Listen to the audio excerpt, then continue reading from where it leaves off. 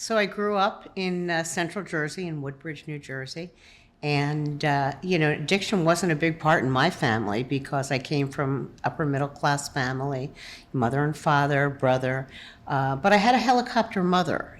She would actually be in the next room before I even made it there. And I found that I really never was my own person. My mother would do everything for me.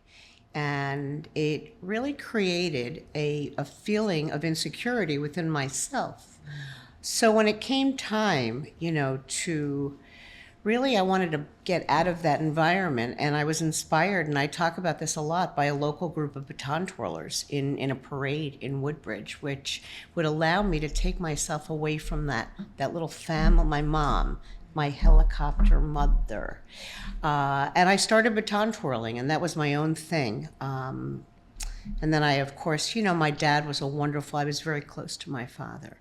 And my brother, I really didn't know because when I was in 5th grade, he was in private school. So in high school, he's 4.5 years older than me. So it was very interesting that dynamic had occurred. So I really, took to the baton twirling, and fast forward, went to college.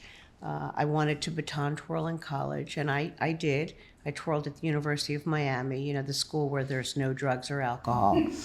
And I love when you say that. yeah, it's kind of interesting because, I was very naive. My weekends growing up in my high school years were baton twirling contests, weekend after weekend after weekend. And, truthfully, if I could have driven there by myself at the age of 12, I would have, but I needed a driver, so Mom was with me. But she was a very irritating person. And, it was really the twirling that set me straight, that I began to enjoy and love, and I was away from, it was my own thing. Yeah. And that's when I began to twirl in college, but I was introduced, to drugs, to alcohol, to Quaaludes. Oh my God, it was an experience, I can say. I'm lucky to be here. Wow.